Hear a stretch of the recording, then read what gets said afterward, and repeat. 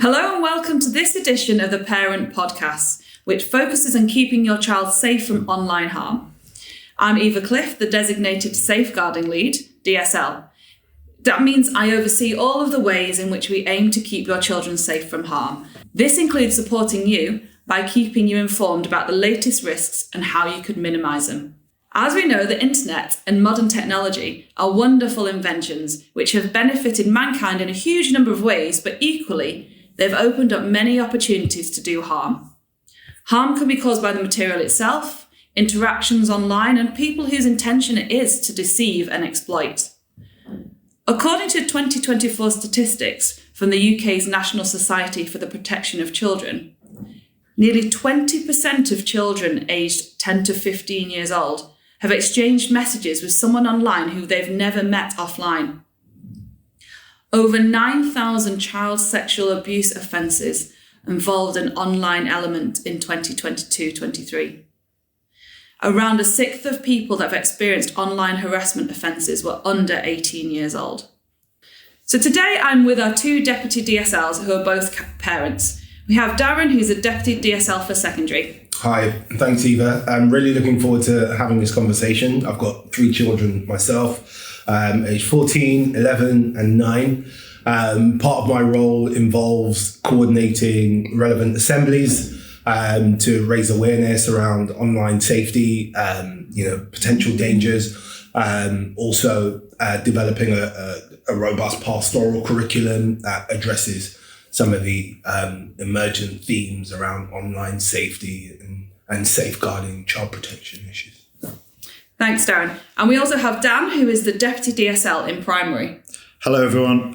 Yes, I'm the deputy DSL, and I also have 2 children, 2 boys, aged 14 and 12. That brings about a few challenges.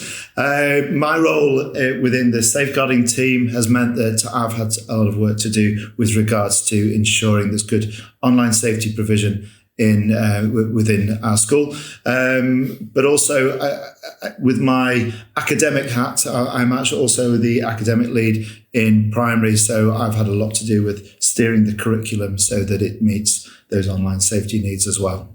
Excellent, thanks Dan. So could you start by telling us a bit about how your children use the internet and modern technology? Darren? Yeah, sure.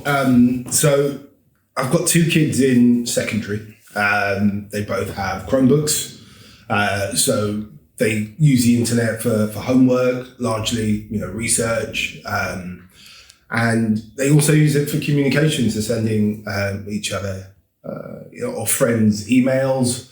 Neither of them have smartphones.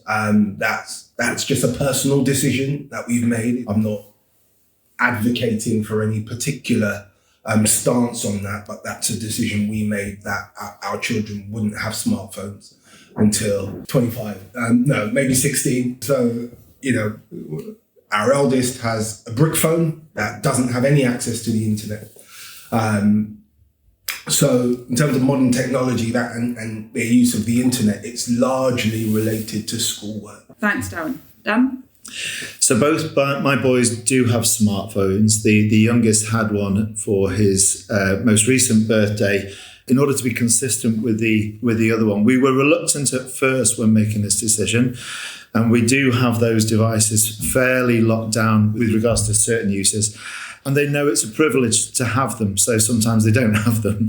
But we use the internet for everything within the house. They like gaming. They have a PlayStation, and they like meeting their cousins. They're very, very close to their cousins who live in the UK now, and so they meet them online for that.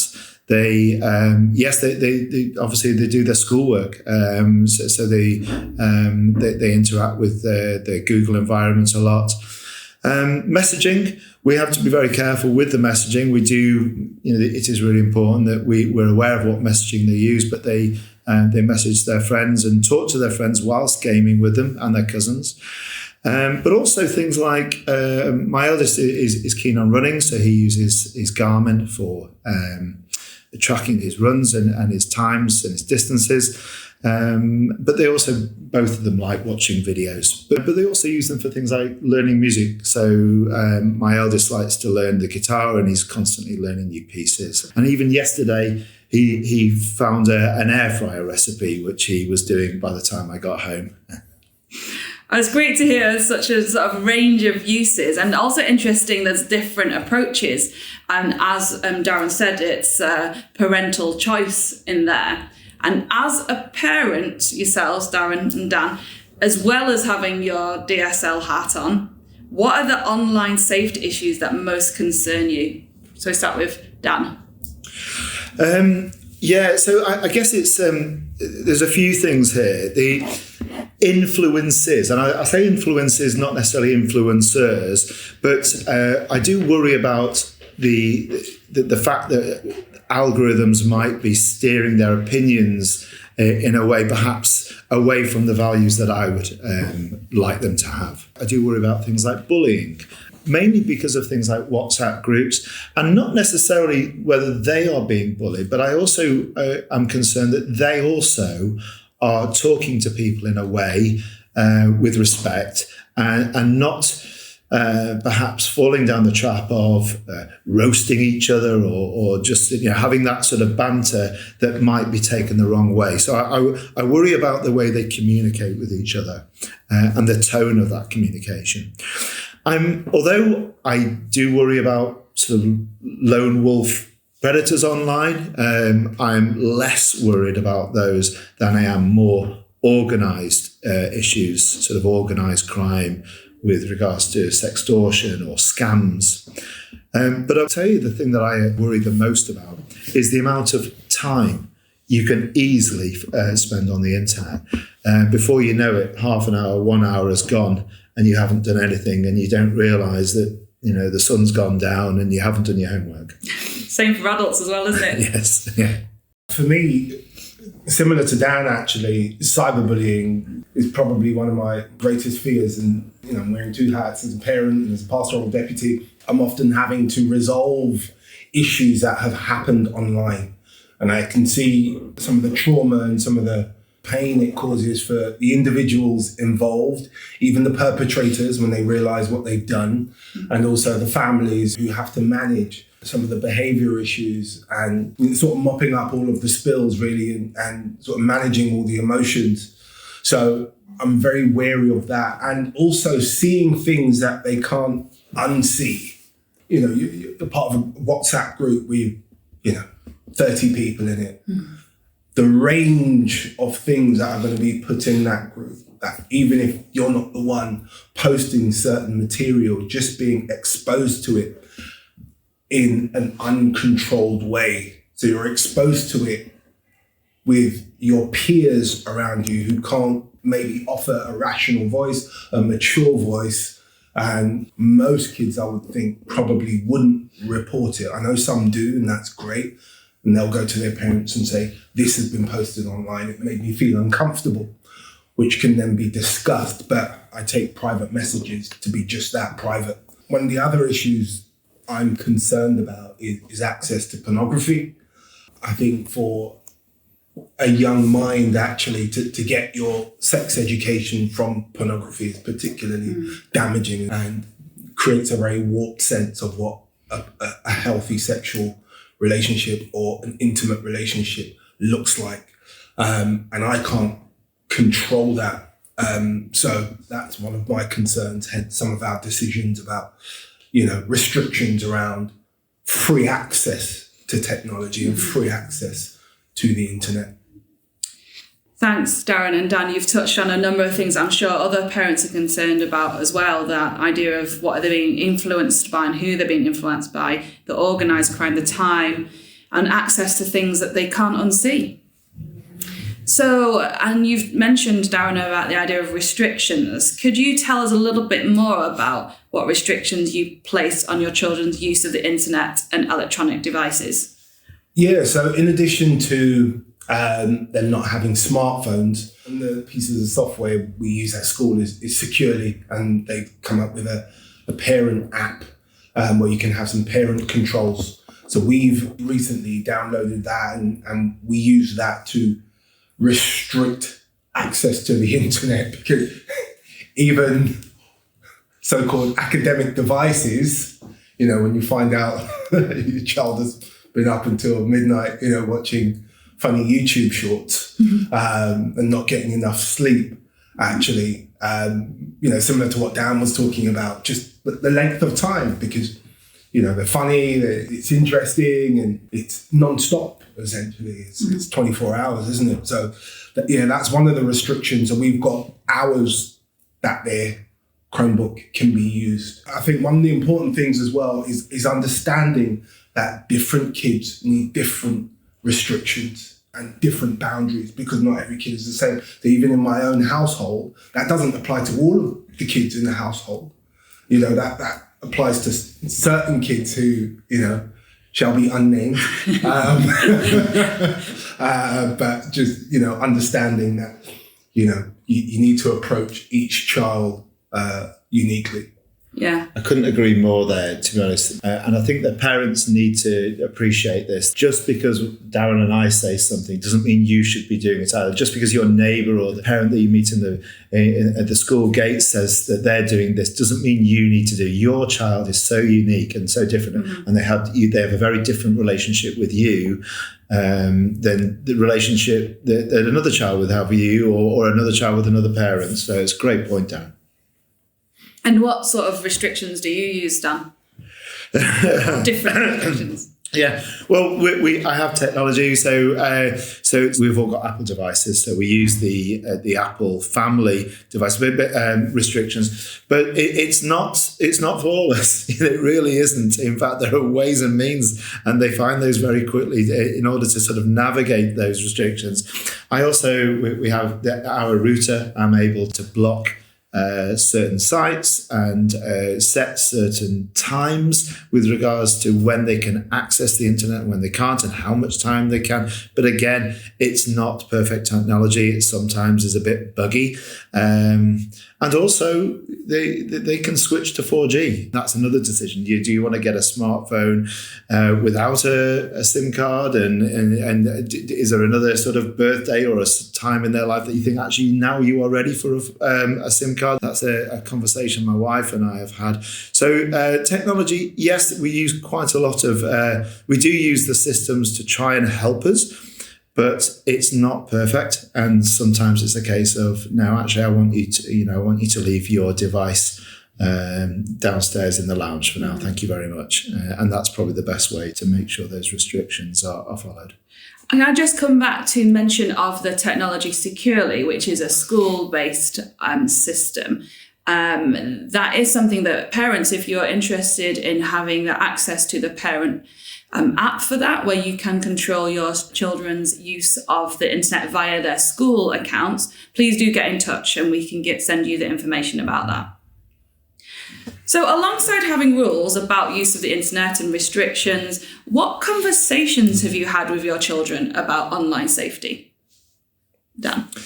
Because we've certainly used things like this school's accepted use policy as a guidance. They're sort of general do's and don'ts, and the children know them because they do learn those in school. So yes, the general do's and don'ts, those conversations happen quite frequently, but more specific conversations and perhaps harder conversations we had. One with regards to bullying, to talk about the difference between something which might be happening, I say, in the physical world as opposed to the digital world. So if, for instance, somebody speaks to them, says something, or they say something mean in the playground, it's a little sort of speech bubble that will evaporate within a second, and only those around it will sort of hear it and usually forget it. But if it's done online, there's a permanence to it. And we've talked about that, really. So the fact that, if somebody says something mean online, it can be revisited. It's within the group chat that everybody can see, and it's still there. And that has an extra level of power and involves quite a lot of, I'm sure it hurts a lot more for those on the wrong end of it. So we've talked about the power of their words when messaging within a group. And as a result, actually, they are allowed to talk within groups, but small groups. They're not allowed to join large year groups. They've got to be their closest friends. But probably the hardest conversation I had, and I just had to sort of bite the bullet and get on with it, I felt, and I made the decision to talk about sextortion. Because it is certainly in the environment that we are in, the children of our school are probably the most likely targets for something like sextortion, because it's organised and they will target children who perhaps do have access to money. They are certainly more likely to be targeted by organised gangs for things like that than other children, perhaps. And so we did have that quite hard conversation about what that would mean, and talked about the fact that they nothing that they did or said, or nothing they witnessed online, it was something that they couldn't share with me. And if they found themselves in a difficult place, then they must talk to myself or their mum. It's great to hear about that idea of open conversations and having that relationship with your children where they will come to you. Darren? I think the main conversation we've had around online safety is protecting yourself and keeping yourself safe, and particularly around messaging. So whether that's either through Pinterest or even just an email, and understanding that nothing is ever private, 100% private. So even if you think you're having, an asynchronous conversation between you and what you may even perceive to be your best friend, your most trusted friend, that an email could be shared, an email could be forwarded on, and actually then, what you think is a private conversation, maybe you're revealing something about yourself, could then be shared publicly. So to protect yourself in that regard. Thanks, Darren. Okay, so now you're at this stage with your children at the ages they are, but if you could go back in time, is there anything you might have done differently in terms of conversations or the way that you approach the internet and technology with your children? Clearly, yes. Yeah. So many regrets. Yeah, I'm happy to jump in here. Maybe actually trialing some of the things I've read. So it's like you learn about some really great strategies and then you go and forget them and you don't have those conversations at home. It's like you'll read a really interesting article and it will suggest something really positive or something that could be quite impactful in having a conversation, and then you don't end up having the conversation actually. I think setting aside more time to have conversations about online safety, it's probably something I don't do enough. So even when our eldest got a phone, and although it's a brick phone, I think one of the really cool ideas I read about was coming up with almost like a charter, like an agreement. So rather than rules just being an imposition, actually here are the rules, go and abide by them. Actually having a negotiation. So what do you think is acceptable? We're thinking of getting you this phone. Okay, what do you think should be some of the boundaries? Here's what I think. Do you think that's reasonable? So I think actually having a bit more of a dialogue and perhaps a negotiation. And there are some things that you're just going to put your foot down on, and that's okay. But actually, I think practicing some of the things that I've actually come across, really. I mean, within that's the idea of the children having ownership and input and empowering them to be making decisions and to have that education to understand that they can have a voice as well and have input into it is really important as part of their general development, isn't it? Whatever risks you're talking about, not just online risks. Dan? It's funny because it's pretty much exactly the same answer, but I'm just going to go one step further. We did have those conversations. We did list the rules, but if I were to go back in time, write it down. Because actually, as time sort of goes on, those expectations and the rules, the details actually become a little bit blurred at times, and you're constantly sort of pushing back. So I would absolutely have it as a contract. Might feel a bit weird doing it with a big boy or a big girl, but no, I think it's really important that you do write it down, and they help you write it. Just simple things with regards to, not just the amount of time or when and where not, so where you shouldn't be taking your technology, and not before homework and things like that. But I think it really is important just to get that in writing. Yeah, I think there's lots of things in life, isn't it? We recognise this probably in work and things and in other contexts, but then, and we also said about bullying, how you say something, it disappears. But if it's online, it's permanent. And it's exactly the same way, getting those things pinned down. Okay, and this final question, which I know is a difficult question because there's so many possible answers here, but what would be the number one piece of advice that you would give to other parents on keeping their children safe on the internet? Prioritise the conversation around internet safety. It's not necessarily just about rules, actually. It's about education.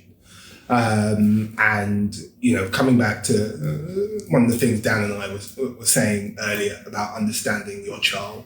So although I may be in the no smartphone camp until, middle school or high school or whatever, that's my thing. Other parents will have to make a decision about that. Having said that, some of the parents I have spoken to, they said perhaps smartphones have been introduced too early. So I think there's something in that, actually. I do think there's something in that.